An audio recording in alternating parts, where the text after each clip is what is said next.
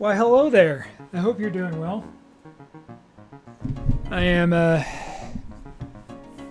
enjoying the cooler weather here in Portland. It's finally fall. Leaves are starting to turn, which is beautiful, of course. So, definitely enjoying that. And today, we are going to do something a little different than what we've done in past videos. Normally, I talk about two books together, but I got reading this book, and partway through felt like the author and I, we were aligned in certain things, and all of a sudden he just went pew! And it took me a while to wrap my head around where the fuck this guy was coming from, considering so many of his views were aligned with mine, and then there was just this hard rightward turn far away from me, and it took me a while to figure that out. So today we're going to do a deep dive into Against the Machine by Paul Kingsnorth. This was published in September of 2025, so it's another pretty new book. I picked up this book because it kind of fits a lot of the things that I've been talking about. You know, we had Blood in the Machine. We've had kind of a theme of books about how humans are being dehumanized by our culture, or by the way that we have to work, and how in the past it was different, with especially whenever I read The Dawn of Everything.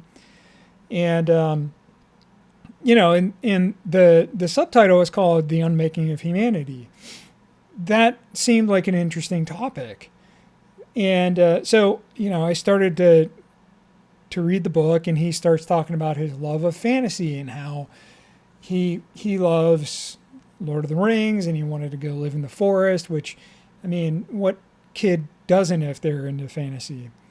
And I think he also had a reference to Hatchet or My Side of the Mountains. It kind of felt like it was more Hatchet or My Side of the Mountain, because that one, the kid lives in like a giant oak, like bottom of an oak tree. And anyway, he references that, which was one of my favorite books as a kid. But things got a little iffy for me as I read the book more. First, I have to admit, even though I do love a lot of fantasy and love Lord of the Rings, unfortunately, it is also a little bit of a red flag for a lot of authors at this point. Not because they are of anything wrong with the book itself, but because there's this whole right-wing group of people like Peter Thiel who use Lord of the Ring references to create these far-right dystopian type companies like Planeteer. That is the little orb thing that Pippin picks up and sees the Eye of Sauron in. And Anduril is a Aragorn sword.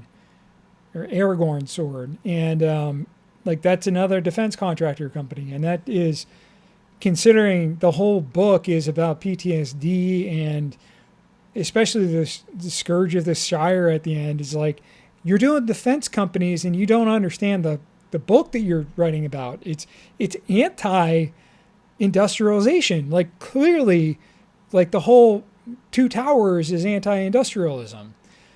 And these guys are like at the cutting edge of industrialization and modernization, with Palantir being like the AI facial recognition system for the Israeli IDF. It's just so far. With this book, I felt something of a cognitive dissonance because of where I aligned in a lot of things, and then all of a sudden I'd read the next sentence and I'd just say, is this guy a bigot? And then I had to reevaluate everything that I had thought about this guy. So at one point Kingsnorth is railing on about the machine and how it pushed him towards the right, which is interesting because I think that it kind of encapsulates some of the MAGA movement. And I'd never really read a book like this from that kind of perspective, he talks about how he got radicalized to the right in a lot of ways. He's radicalized to the right because they're trying to steal health insurance, and that they're which is a leftist thing. Like, the right never helps with health insurance. So I was like, why is he going to the right? And then he says, identity politics, especially sex, are at the root of some of the problems on the left, which is why he left the left.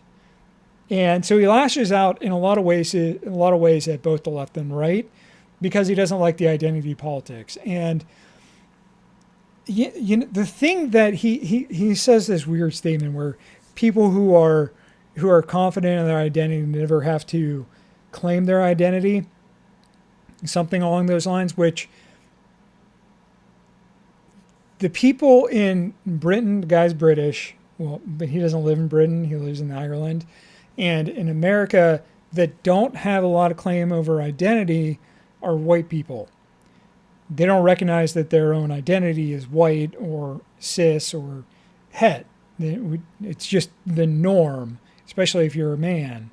People are being, what he misunderstands is that when a lot of people are saying that they have an identity, it's because they've already been otherized and they're trying to reclaim that identity in a positive way. You know, like if you look at the U.S. history with Jim Crow, all black Americans were being otherized and they were treated as a totally separate class of people, just pure racism based into the entire culture of the Southern America.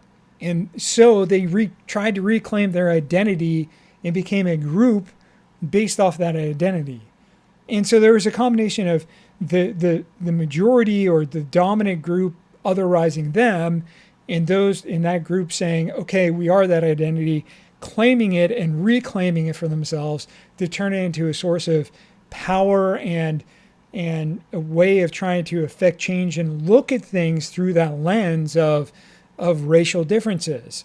So, like, whenever someone says on the right that the left is playing identity politics, it's usually because the left has been otherized, or those groups of people have been otherized, and they're trying to find a sense of community that they've been otherized into. And some of it, yes, they are novel categories to some extent that the right doesn't want to follow, like trans women, trans men. The right is against it, and that is what Kingsnorth is against whenever he talks about identity politics, especially sex. He's talking about trans people, and he doesn't think trans people should exist. And I think he feels betrayed. He says he's betrayed by the left by some of these things. And the guy is in clear pain. He doesn't understand what is going on around him with the way that people have changed about things like critical race theory and about sexual identity, and I really got a sense as I was reading this book that he was just lost, and that the world was moving beyond him. Do you remember the scene in Shawshank Redemption where Brooks is out and he goes and he's working at a grocery store, and he's like, and you kind of see this montage of him going to all these different places, and he's like, you know, I can't believe how fast things move on the outside.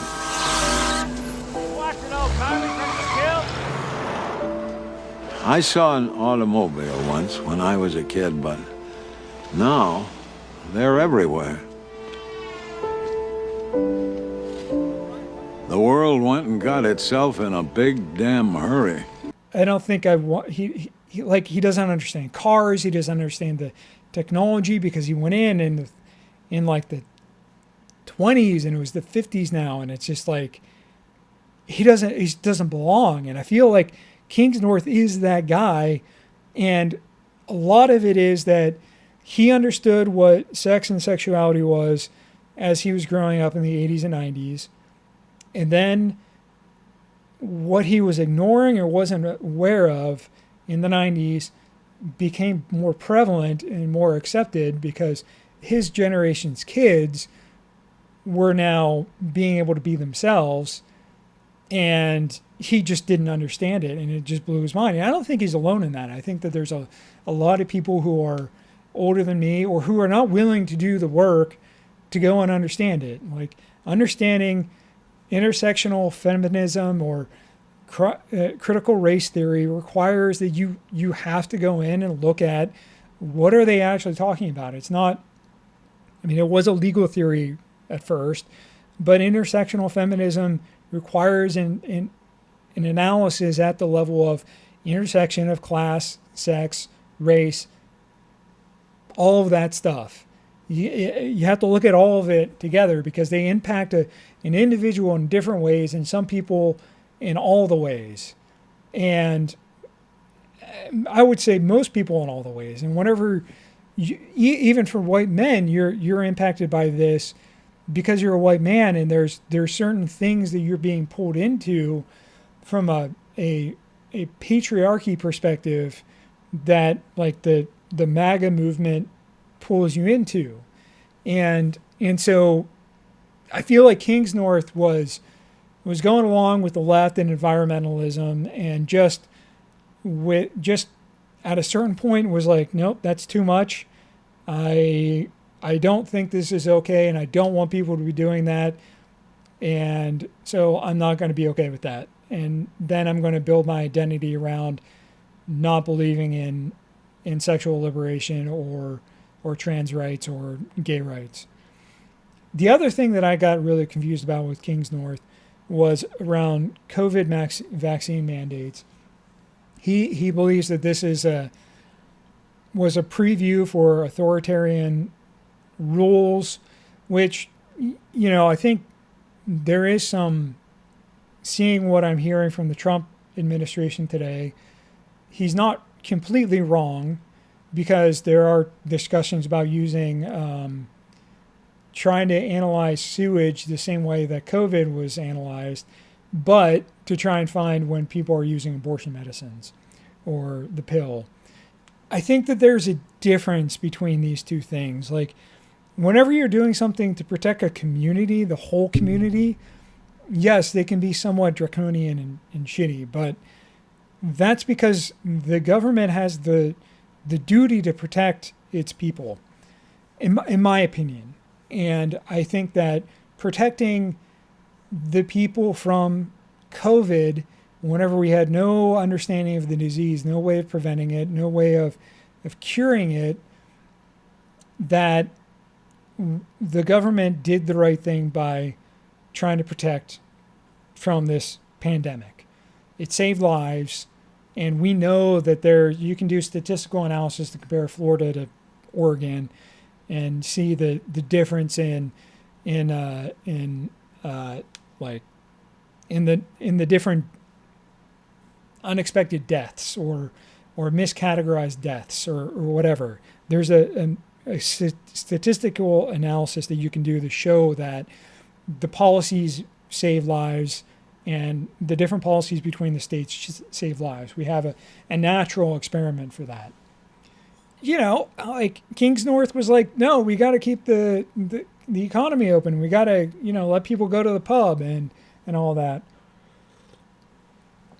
The problem I have with Kingsnorth on this is that what happened is that we had a social pressure and a social movement to support people that actually decoupled people from the machine. And because the machine is capitalism. He doesn't call it that because he doesn't really know what it is. He can't call it capitalism because he's a neoliberal. So he just calls it the machine. It's this disembodied thing. And if you read a book like Blood in the Machine, it's very clear what the machine is. Not just literally the machines from the Luddite Revolt. It is the extractive and exploitative wealth, exploitative behavior of the capitalists in the system that are doing it. And what the COVID support and mandates and money that was given out by the state actually decoupled people from that. And that was a watershed moment where we could have continued to decouple that and forced the power away from the machine. But Kingsnorth was like, no, we got to keep the economy open, and not recognizing that that is the machine trying to get more grists for it and to try and pull people back into work. And that was the machine fighting against an invader and fighting against this change that could have shrunk the machine. He wasn't alone in this. There's a lot of people who thought this. And this is another place where I think Kingsnorth kind of and I diverge. He argues a lot of the confusion in a modern world is that we're rootless, in that we don't have roots within a community. And we have to have roots based on being in person. We have to be able to talk to each other. And COVID accelerated our rootlessness, our disconnected from material reality. Yes, there is some truth to that. But you can have very rewarding friendships remotely. You can work very effectively remotely. I do that every day. You know, he blames on urbanization in that you need to get back to rural life to be rooted in a community. I don't think that's true. I think you can build roots in a lot of different ways. I think there's a lot of different communities that you can build roots in. And I think that the machine is trying to break that. And I think that, at least in America, the white community is particularly terrible at rootlessness. And because we don't do a good job integrating with our neighbors. And I actually think that Kingsnorth is an example of rootlessness and the problems of this, even though he rails against it. And you know, people moved to the city because they needed to find wealth. Like, there was a reason why during the Great Depression that there was a spur of urbanism. And then in the 60s, why there was a rejection of urbanism. Those are based off of like a combination of where wealth was or wasn't, the intersectionality. White flight was a real thing during the 60s and 70s. I mean, if you watch Climate Town and all, every time he brings up Levittown, he plays this clip here. A famous suburb on Long Island called Levittown, where they built 17,000 houses in the span of just 4 years, each with their own brand new lawn, effectively creating the modern suburban development. They apparently even offered to reseed your lawn for free the next spring after you moved in. Then they did the same thing in Pennsylvania, dropping another Levittown just north of Philadelphia. Oh, and there's one more thing. We were looking for a place to buy a home. We looked at Levittown, and we liked the homes here. We liked the advantages that Levittown seemed to offer in comparison to other cities. And we understood that it was going to be all white, and we were very happy to buy a home here. Yeah. It's horrible. Racism was the part of the reason why the urban decay happened. And I think now as gentrification is happening, it's stripping away the identity of those previous communities. And that is creating a more rootless environment. But you can still build roots with community in an urban setting. The machine is the reason why we break those roots. You know, I moved a whole bunch of times because I moved from my hometown to Pittsburgh for a degree. I moved from Pittsburgh to Austin for a job. I moved from Austin to the Netherlands for a degree. I moved back to Austin for a job. I moved from Austin to Portland for a job. And that is a certain type of rootlessness. And I recognize that. I know that I have that kind of problem, but I don't think that makes me a bad person because of it, or that I'm completely lost. I think I had other depression. I think that there's depression that came from that, and I needed to understand that depression and address it. And I think a lot of people do feel that lostness. And I think that part of the challenge is actually we talk about cities in these massive city with urban sprawl. And that is part of this rootlessness, because when you live in a suburb, everything's the same. It doesn't matter what suburb you live in. If you don't, and if you have to drive into a city, you're driving in and out of the city. It could be anywhere. There's a liminal spaceness about that. But if you're in a city, there is a difference to that feeling. And I can tell, like, I live in Portland, and I feel the difference between when I lived in Austin and when I lived in Pittsburgh and when I lived in Eindhoven. Each city felt different. You can experience a different sort of community in each one. But that means that you should be trying to find a city where you can ride your bike in, where you can walk in, where you can get to know the people at your coffee shop or at that restaurant that you like to go to. You can't be in community with everybody in a big city. So you have to pick and choose, and that's fine. That's okay. You're able to find more people are able to find more community because there's more people that are freaks the way that you're a freak, and you can find those freaks and hang out with them and not be judged. And that's great. You can find communities around your passions, and you can build your own culture. And I think that the gay community is one of those cultures.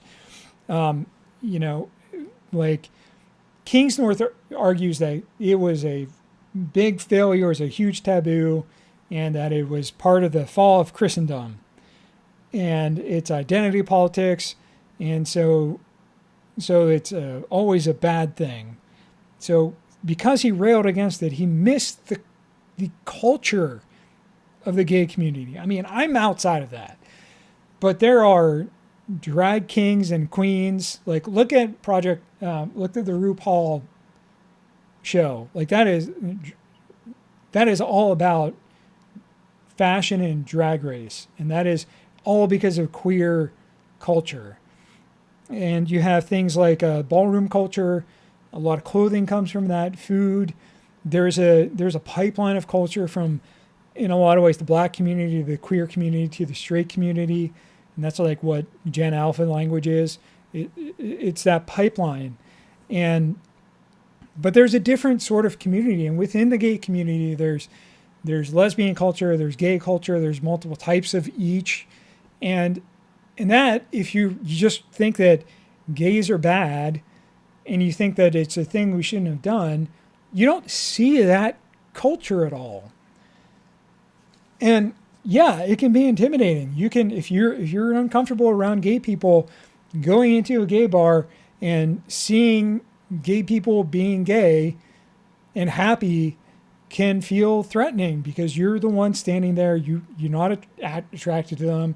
You can start to be hit on and it feels threatening. But a lot of that is men just understanding what women are going through at a bar most nights. And it's fine. I mean, like, it's a compliment in a lot of ways whenever a gay man thinks you're attractive.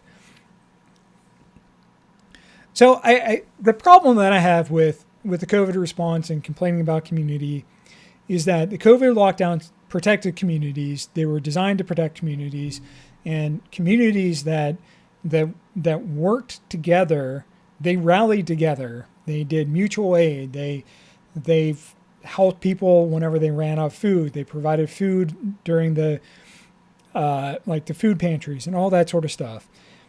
And there are members of communities who are disabled, immunocompromised, elderly, or with other conditions that may make COVID deadlier. And so whenever you're saying that you are against these lockdowns and you need to find community, you are very confused about what a healthy community is, what a safe community is. Yes, there are clear communities of people who were all against it, but those people weren't safe for each other. There was a toxic community.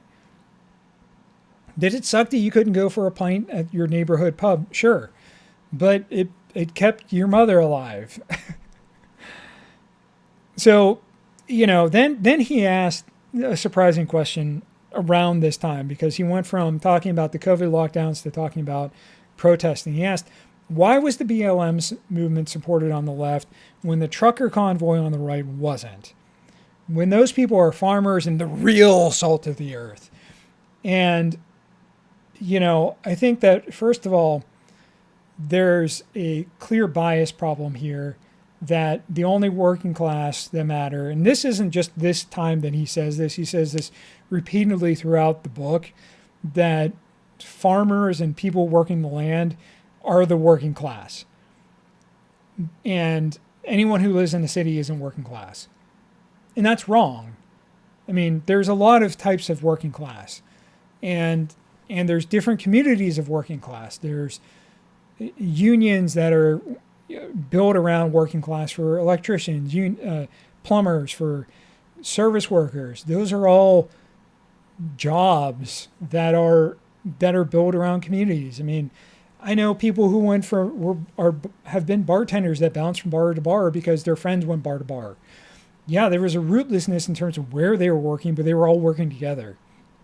And they knew which bars were safe to work at and which ones weren't, where there were shitty managers and where you got good tips. They knew all that. They shared all that. There's whisper networks for the women. But Kingsnorth didn't think that those are valid working class networks. He was like, the trucker convoy was working class. Why didn't the left support that? Well, I think there's a couple reasons. First of all, he calls that a folk culture, and I don't really think he understands how folk culture has changed and what that means. He claims, again, that folk culture can only be people in rural areas, but it's just not the dominant culture is the folk culture. Like if you watch Sinners, that is black culture in a lot of ways is folk culture. And that is the working class. And if you look at, there's a certain sort of class solidarity in the urban core between black and white working poor. And, Eminem is an example of that. I know that there's other people in that space that have a solidarity together. And there's a folk culture that comes out of that. It's just not a rural folk culture. That's okay. They're okay. They're fine. So I think one of the big differences, one of the reasons between BLM and trucker convoy, I think there's a couple. But first was inherent sense of violence. For the people who were protesting in BLM, they were not an inherently violent group, like as a whole. Yes, there were violent factions where there were some people who would go intentionally fight with the counter-protesters who were neo-Nazis. Okay, anti-fascists, go do that. That's who you are. That's what you're supposed to do. The difference is that after the Charlottesville protests, where a car was turned into a viable counter-protest tool, the far right turned that into protests for in-laws. And I talked about this in my last video. So just because you're working class, but you're in a giant truck and you're coming into the city to counter-protest in a lot of ways, the BLM movement and the anti-COVID, there's an inherent violence with that, especially because there were people who were trying to block that and they got ran over by the truckers. The state deputized those people. The state attacked BLM protesters. They kettled them. Even whenever there wasn't violence happening, like in the Wall of Moms in Oregon, they literally were standing there and they were being assaulted by the police. So there's a difference in perception, at least from my perspective as being someone more supportive of the BLM, that there's an inherent violence. And I also want to point out that the only violence that happened in Portland where people were killed during BLM protests or the trucker convoy was whenever a right-leaning guy decided he had enough of the parade going, the march going by him, and he decided to shoot a bunch of local people. And then whenever the trucker convoy was in downtown Portland, there was a shooting that came out of that from someone from the trucker convoy. So there was a different sort of violence. And the right wing was in the antagonizing of the violence in most cases, and the left wing were defending the more safer protests, the more calm protests who were protesting the protest. So pivoting back to Kingsnorth's strange hang-up on sex, he claims that it's one of the reasons that we've fallen from grace. He has a section where he calls the 4 P's and the 4 S's, and the P's are places, people, prayer, and past. And he has these 4 S's that are bad, that led us to our fall from grace: science, sex, the self, and screens. Which, just like, what? And he thinks that sex is bad, especially because he relates it to gender, the gender ideology, the woke gender ideology, and all that. And he goes on to talk about how, because of identity politics, you can't say certain things. And the ones that stood out to me was he claims that everything in the 4S is defined by being exclusatory, and everything in the 4 Ps is like being inclusive. And so I don't have the whole quote, but I have part of it where he said that this isn't that, and they all led into each other. And then one of them was gay isn't straight and trans isn't gay. And I sat there for a minute, just like, wait a minute.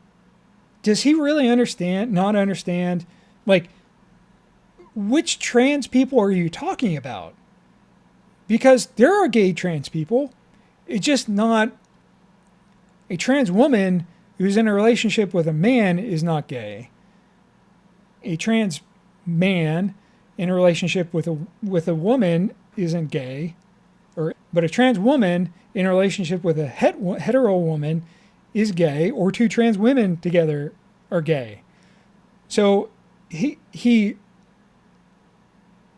doesn't understand what the fuck he's talking about.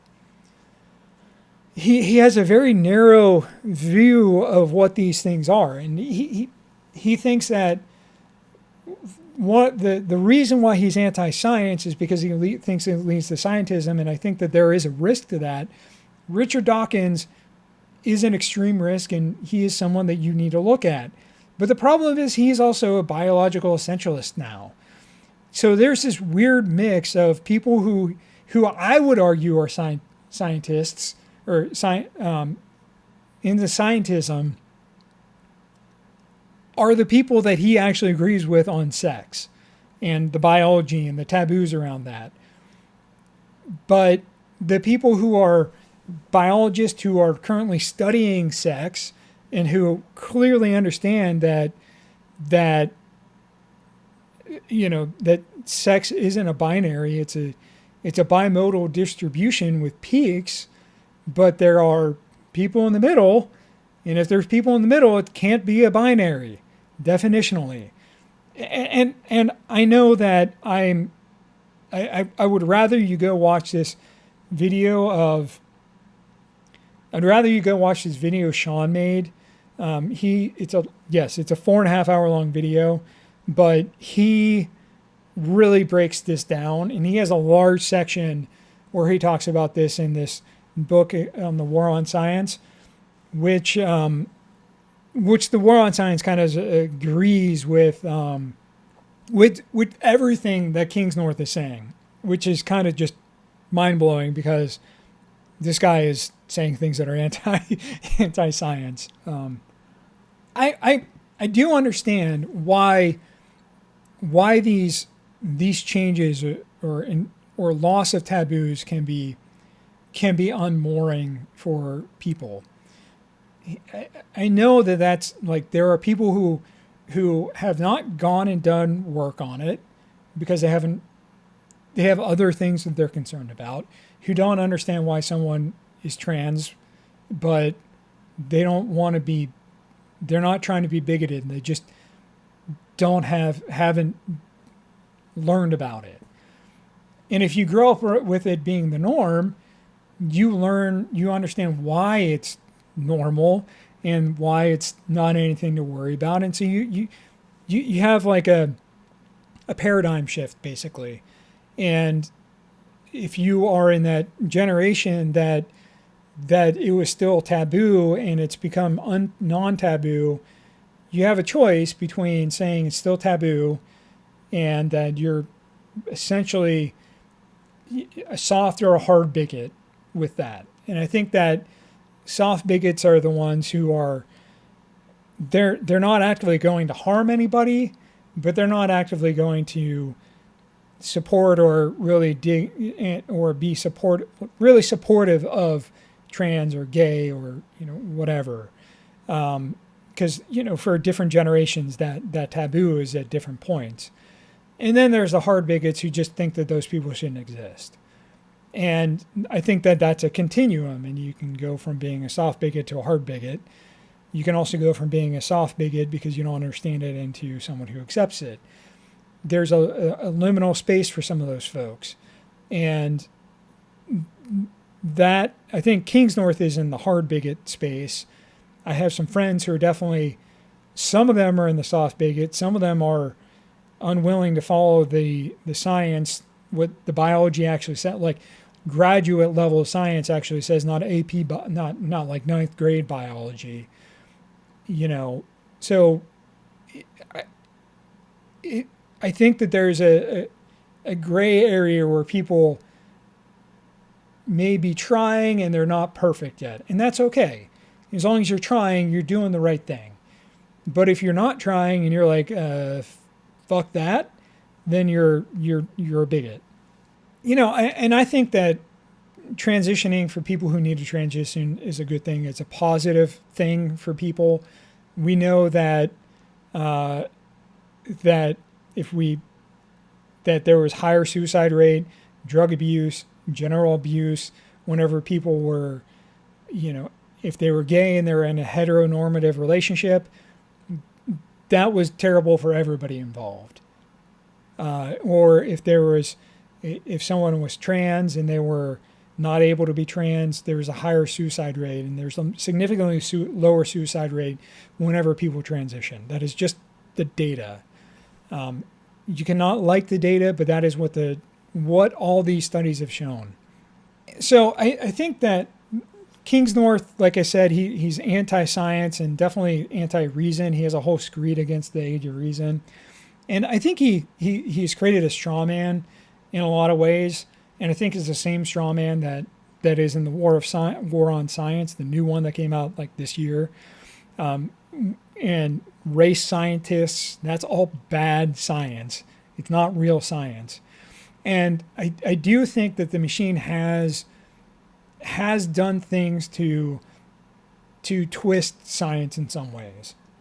And a lot of that is the need for exploitation and the need to transition from basic research into extraction and maximizing money out of it. And the way that we've transitioned universities into businesses where they have to do spin-offs and things like that. Since there's less research and there's more pushing towards applied sciences, engineering, they're treated as a higher, more important science than basic research, even though fundamentally, most of the time, a lot of engineering comes from basic science.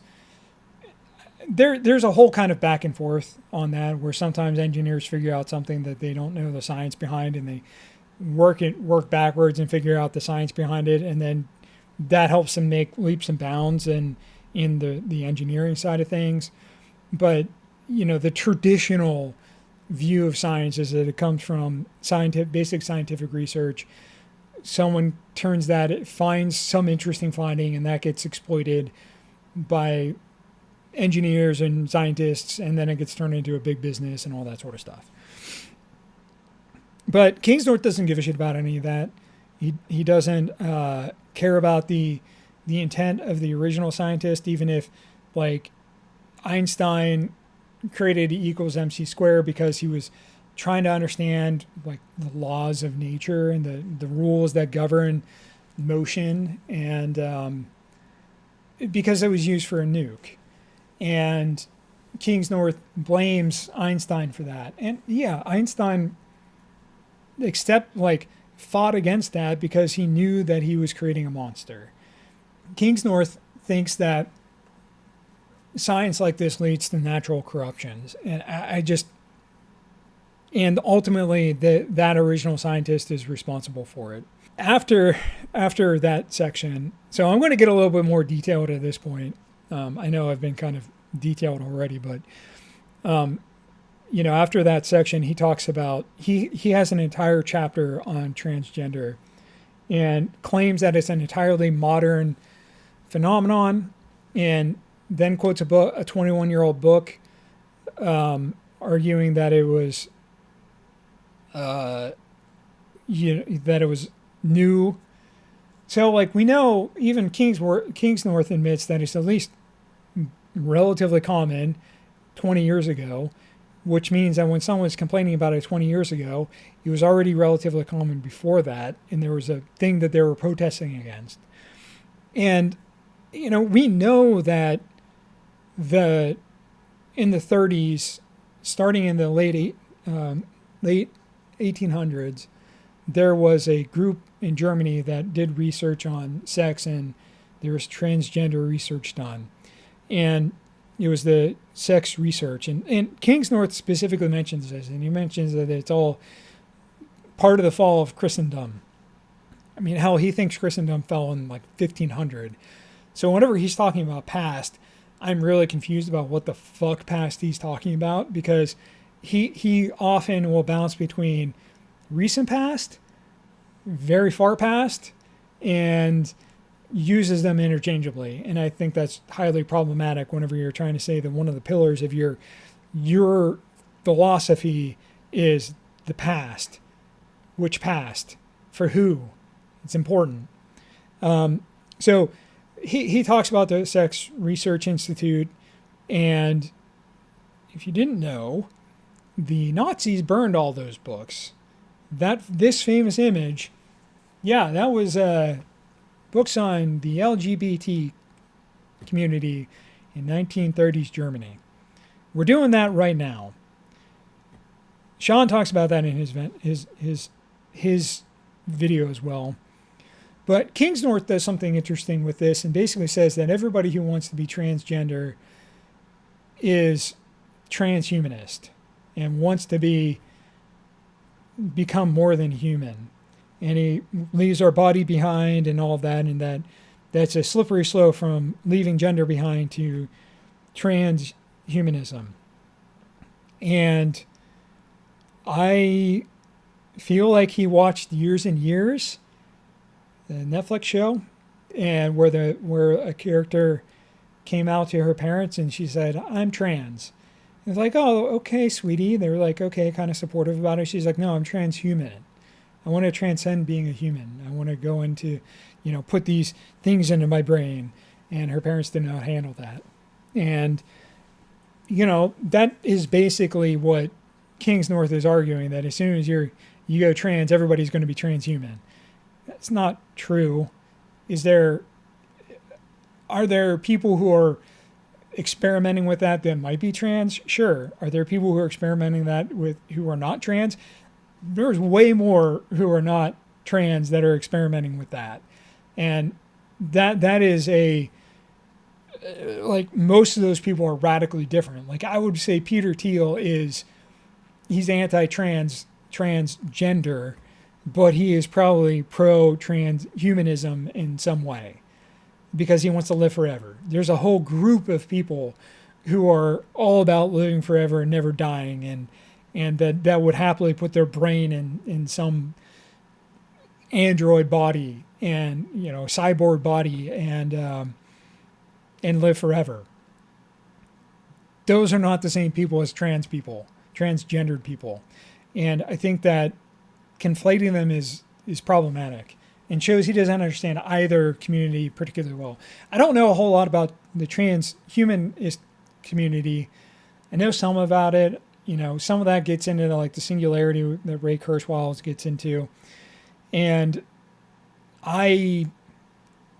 it's whatever. I do think that lived experience drives so much that it could be very difficult for a human mind to handle that.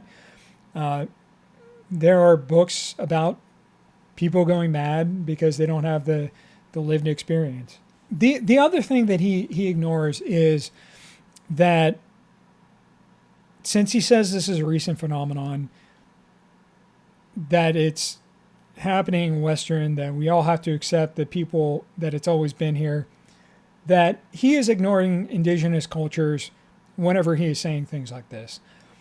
He may be correct that in Christendom in Europe, from after the 400 forward, whenever the Roman Empire became Christian, that there were no more trans people within the Holy Roman Empire, or the Roman Empire, then the Holy Roman Empire. They were ostracized. They were forced out of the community. That could have certainly happened.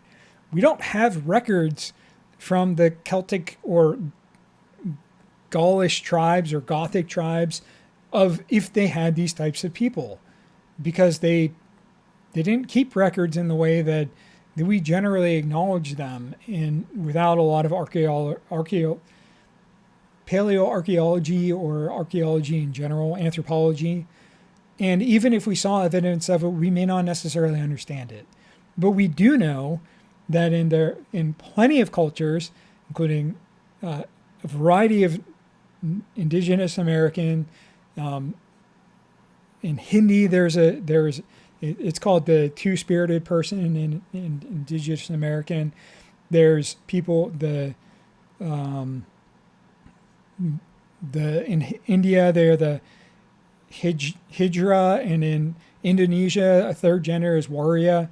There are third genders in a number of indigenous people, and fucking Kingsnorth should know this because he claims to have worked with indigenous people in Indonesia and in the Philippines, and those countries have the history of this, even though they've been turned into Christian nations. I mean, Indonesia is the largest Muslim country, so the Abrahamic religions have kind of squashed it. But that's a cultural thing, not a biological thing.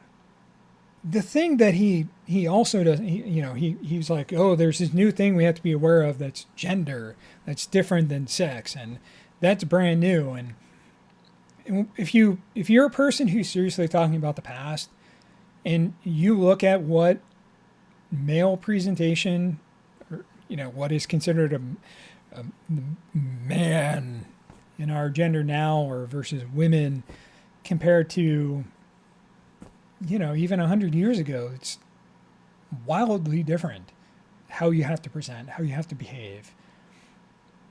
And if you go farther back, men wore tights. In different cultures, men wore kilts or dresses. Yes, they're called something different, but they're a fucking dress. It's the same thing, and I'm okay with them. Men should be able to wear that. There's nothing wrong with it. And so that is something that norms change for what it means to present in a certain gender. And that's when whenever people say gender is a social construct, it's the gender representation. Yes, there is a biological set of features under that. And how you behave is somewhat a cultural thing. Like a woman in the United States is different than a woman in India or in Saudi Arabia. Not because they are inherently a different sex or anything, but because the culture demands they behave a certain way. right, wrong, difference. Their gender presentation is different. And some people think and believe that they are, and their body is telling them that they are a different gender presentation than what they were born with. Born in the wrong body, or they are intersex, or all those things. Those are real. Again, Sean does a deep dive on this. I'm not going to belabor the point anymore. So in the next chapter, he talks on hearth, home, and nations. And he talks about the downfall of the family being the loss of the fireplace. And he rails on about how the Dubliners are, they're infringing on the rural Irish because they don't want fires, because it's one of the leading causes of particulate in asthma triggering in major cities during the winter. I mean, yes, there is going to be certainly a bigger impact in the city than in a lower density farm community. But he goes on to argue that this is part of an attempt to kill self-sufficiency. I think that he does not have a proper understanding of what self-sufficiency was. And I think if you read Graeber's Dawn of Everything, you get a different perspective of all of that. Because the past that this guy is talking about, there's so many ways that the past happened, and there's so many ways that this specialization happened within communities that often there was never any self-sufficiency. That's more of a modern thing than a past thing. And the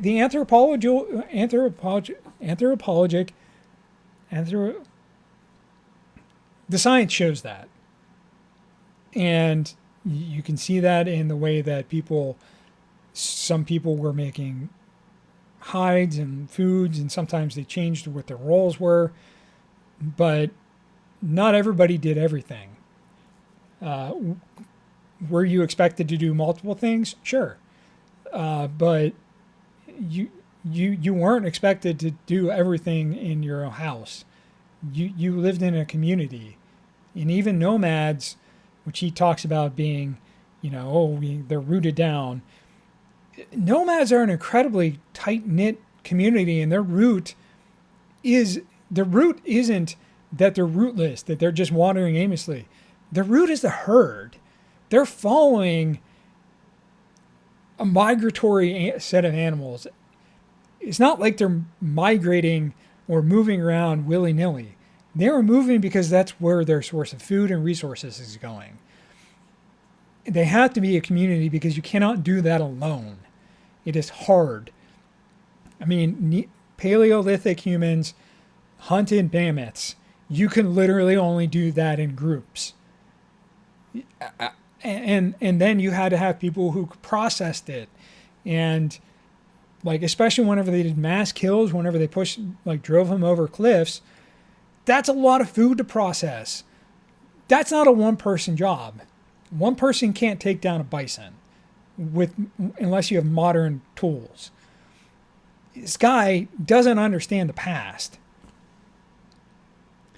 And even whenever he's talking about, people made their own clothes in the past, even if you go back to the 1800s and you read Blood in the Machine, or you read books about what the cottage industry used to be, where it was literally in somebody's house, it's not like you go from having a sheep, shearing the wool, to making thread, to making a sweater. Those all happened in different places. And it's very clear, there could be different communities that one would be raising all the sheep, another one would be dealing with and processing all the wool, and then getting it ready to be turned into thread, and there would be someone who would turn it into thread or yarn, and then there would be somebody else who would then turn all that, another family that would turn all that into clothing, high quality, durable clothing. And a lot of that could be within a community, or it could be within a number of close by communities that they all traded with each other, and it was just like a tight-knit set of small towns. There's no, yes, they were self-sufficient in that they had multi-generational families working together, making high-quality goods, but they didn't do everything. Yes, they probably farmed, and they probably had some things that probably helped balance things out, but they also traded for a lot of that stuff. The machine destroyed that. Have we gone from a tight-knit community to a massive sprawling thing with hyper-specialization? Yes, I agree with that. Have we gone to a significant extreme? When it comes to being apart from community, we've gone to a massive extreme for being apart from the community too. A lot of farmers in the U.S., they're very far apart from their community. They're very by themselves, very independent. And that's also an extreme. I kind of feel like there's been the left is about building communities. The center isn't so much. There's less community with the breakdown of traditional family and cultural cornerstones like the church, whether or not Christendom was driving it. And I would say that liberals have broken away from community more than leftists has. So I don't really think that even though we have lost a fireplace, we haven't lost a hearth. That's just the kitchen. Our ovens are the hearth. We just don't have to have a fire running and someone maintaining them 24/7. I know from my experience growing up and things that my wife and I do, whenever we have people over, people congregate in the kitchen. That's the hearth. Sometimes it's warmer. And if you do have a fireplace in your house, then people congregate around that. I get that screens and televisions have replaced some of that in some ways, but going and sitting on the back porch, people do all the time. I did that with a good buddy of mine, George, constantly when I lived in Austin. It is just different. Is it better or worse? I don't know. I don't know what it was really like. You could mythologize that and say that it was the best thing ever, but you really have to go back. Like, there were still hearths like until the 1900s. But I would still say that the machine was already pretty dominant at that point. I don't think it's the fireplace. I think that it's the structure of how work was done and how the community structured itself around that work. And my wife likes to point out the differences between white families and Mexican families, and I really think that that's a lot of the alienation that Kings North is talking about. Like, my family, or families that are presented in media, are wildly different, and that's just what happened after the 50s and 60s, and also because of so many people being otherized. They did pick up those identities and build cultures around it. And that is why we have those, like you said, those identities. This is important because Kings North moves on to the discussion of nations and nationalism.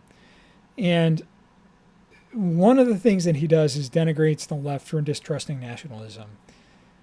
And I think that one thing I have to ask him is, what do you think of patriotism? What's the difference between patriotism and nationalism?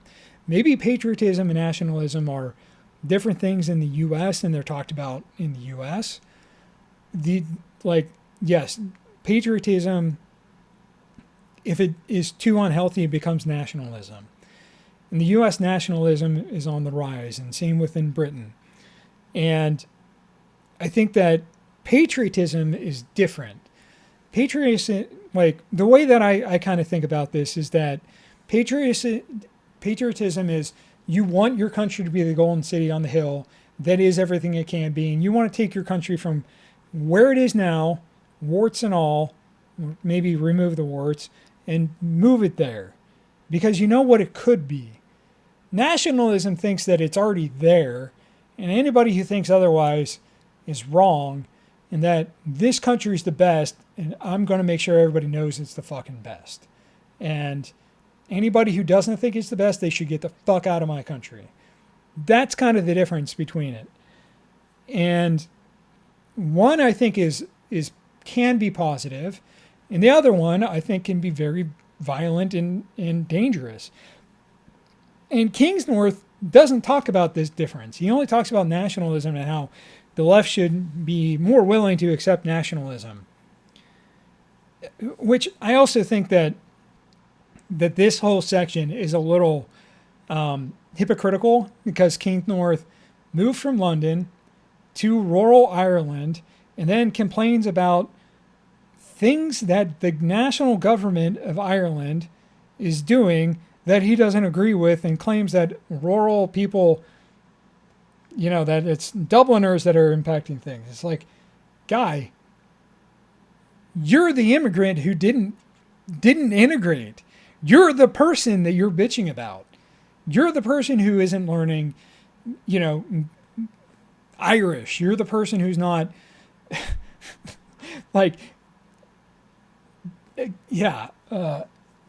and then there's a part where he's talking to this musician, like classical folk musician, and the guy's like, "Where are your people from?" And he's like, eventually some small town. He's like, "That's where your people are from. They're not from London." But he's also saying that they're not from Ireland. And maybe that person is also saying, "Get the fuck out of Ireland. You're not Irish. You're British. You're not our people." And that went right over Kingsnorth's head. He totally missed that. And, Kingsnorth nationalism was really stirred whenever the Queen died. And he believes that immigrants can integrate. Is integration hard as an immigrant? Yes, I think it is. Can you help with that? Yes, I think people can help with that. I think immigrants are good for communities. And I also think that it's flawed in a very clear way. If you meet a, first generation born in the U.S.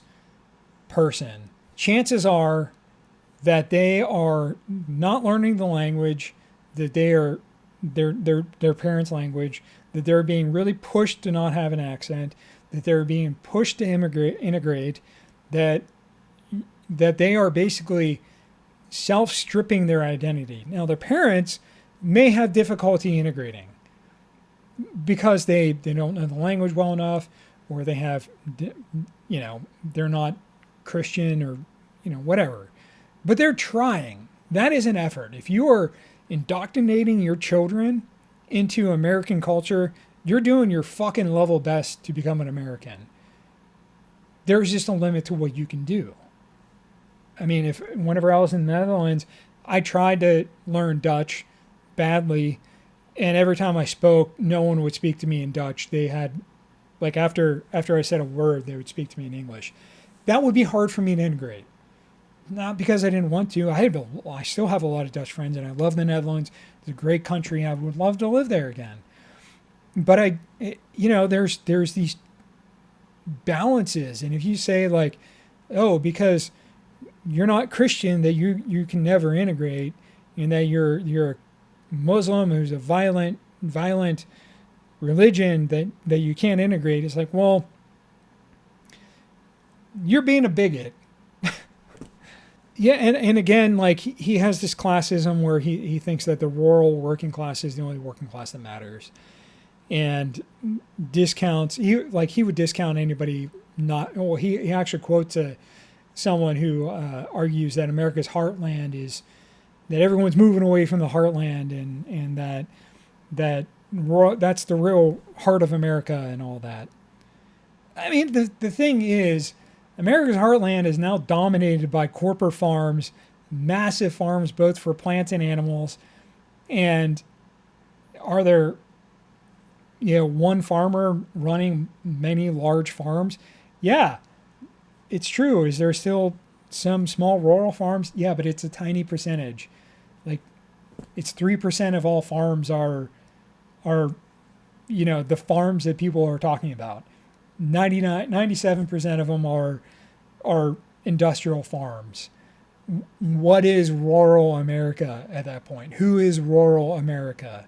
Who is working class? You know, people doing massive cattle ranches, a lot of them are incredibly rich, but the people who work on them, yeah, those workers are working class, but they don't own the farm. They're working on the farm. So his next chapter, he talks about eco-fascism, and I'm not really going to touch on this because we both really agree that the green movement has been widely co-opted by the machine, and I don't really think that there are eco-fascists. I think that he's calling people who are shutting down roads and protest fascists. I don't think that's correct. I think that most people who are doing that are generally on the left and trying to break corporate power and enforce governments to be better for green initiatives. That doesn't mean that you're fascist. Creating policies and regulations isn't fascism. Innovation can happen and often happens under regulations, and we've done it in the past. We can do it again. There's no such thing as eco-fascism, at least in my opinion, or at least the way that he's describing it. He does really not like technocrats, and I think that he talks about that in his AI and datafication portion. He's not a fan of things like solar and doesn't think that, and is anti-solar farm and anti-wind farm and thinks that it's destructive. And I mean, he thinks people who are into degrowth are the eco-fascist, and it's just, I mean, how do we get to that point where we can support ourselves on wood again? Like, there's no going back to that without killing or having billions of people die. What does he want? What is his goal? I don't understand that. He talks about eating sludge or bacteria grown things, and that's going to be the primary source. We're going to eat bugs and sludge mixed together to be our source of nutrients. He's anti 3D printed food. He thinks that you can't have good, healthy food from that because you need physicalized food to really, that has to be connected to the land. Okay, I think that there's going to be, the only way that at a certain point we're not going to have a crash is we need more efficient ways to make food, to make sustainable food. Veganism is one of those ways. Vegetarianism is good too. It's either that or industrial farms with the population we have. I do think that vertical farms could be very popular. It's just, how do we build those? I don't think that being disconnected from the land through 3D print meat is a bad thing. I think that it might change our understanding of food, but we're doing that already anyway. I mean, cheese is pretty damn disconnected from the land. You're literally letting something spoil and then letting it harden into something. Like that's the same thing as taking some sort of protein liquid and turning it into a heart, or not a heart, a muscle tissue. Yeah, I just think he's pretty confused about all this. His the things that he wants are orthogonal with each other. And then he goes on to this chapter about what progress wants, which is really a lot based off of it's a critique of what technology wants. which is like a 15-year-old book that I thought was terrible. I wrote a blog about it back when I read it. And, he called the book, Kevin Kelly, who founded Wired, wrote about it. And he calls it the Technium, which is what King's North would argue is the machine. And, I don't really think that technology can want. I think that there's always a human behind it, and I think that capitalism has a general direction that it is driving towards, and that is because of the inertia of companies and the people who have motivations, and it's all people driven. And I don't think a lot of the stuff that we've been experiencing since the 2008 financial crash has really been technology innovations and more business model innovations. Like Uber isn't really a technology company. It's a cab company that breaks laws and has an app. And a cab company can do that too. But he uses this to argue that religion is the answer to the machine or the technium, which, considering that AI is kind of a cult and people are kind of worshiping the direction of technology. I mean, there's definitely a class of people that I think are a problem, but they're also now, like Peter Thiel, again, he is super religious. There's this weird mix of people who are like Kingsnorth, who found religion again, who are still hyper into technology. And, I think that there are things that we can investigate or try and find to make ourselves wholer people in terms of like addressing the gaps that the machine leaves in us. Because I do think the machine is a thing, and I think it is late stage capitalism. And I think if you read Realist Capitalism,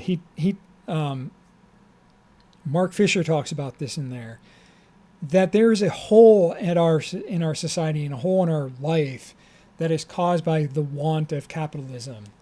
And Kingsnorth is arguing that religion is the fix to that. I don't agree. I think that there's other fixes to it. Hobbies and friendship and communities can be fixes for that. And meditation, there are plenty of spiritual ways without being religious. I mean, he also, of course, thinks that spiritualism is a bad thing. I also think that the new atheist movement has gone so far. They've all become scientism people, and they're on the far fringe right, and they're all bigots at this point, most of them anyway. I think that you can be religious and without being forcing it on other people, and I think Kingsnorth is trying to say you have to be religious this way, and I think that's dangerous. Right now, like when I read the books Humans, there's a lot of anthropologists that talk about how the religion and science are looking at questions that are orthogonal to each other. So science is looking at things that you can study and explain. Religion is looking at things that are outside the scope. And science really can't say anything about it other than the evidence isn't there. That's it.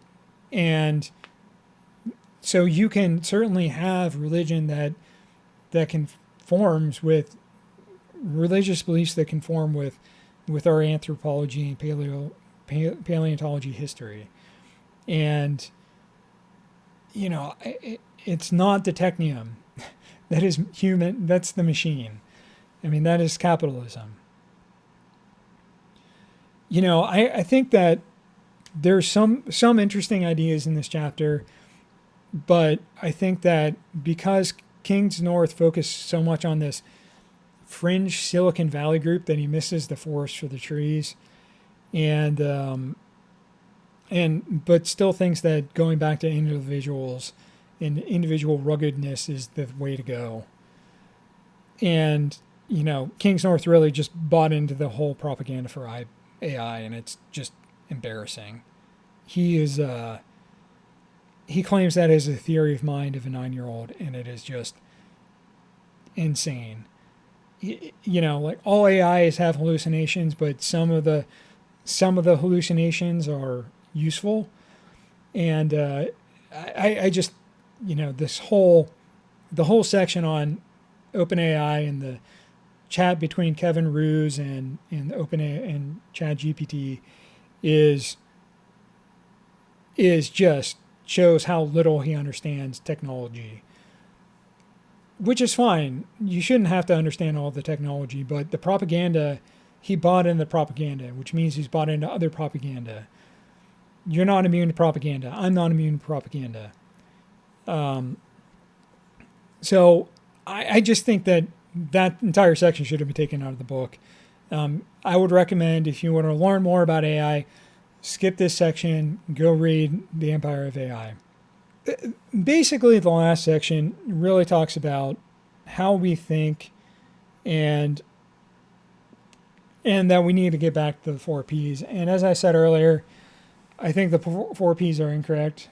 I don't really agree with them. I don't think that the 4 S's are correct either, because he would have had, you know, scrolls or stories instead for books for the 4 S's, and we would have had the same thing. I mean, people have said the same thing about newspapers, books, pamphlets, scrolls since Aristotle and Plato. Plato rails on about it. It's the same thing. So Kings North is just continuing that tradition, and we need to have a better relationship with screens, yes, but they're not the root cause of the problem. They're a symptom of the machine, of capitalism forcing people to work. I think I'm going to leave it there at this point. I have other things that I could say, but I just think this book was badly argued. I think it was a bad book. But it was interesting because it helped me understand how someone got radicalized through COVID, how it cooked somebody's brain. And you're not alone. You're not alone out there. You're in the community. Go, you know, like if you're watching my videos, you're part of my community. Am I talking to you? Not as much as I would like, but there's community out there. Go find it. It helps. It helps so much. So let me know what you think. Have you read this book? What do you think about Against the Machine? Do you think this guy is kooky, or what do you think? I want to thank you so much for watching, and I really hope that you have a good one.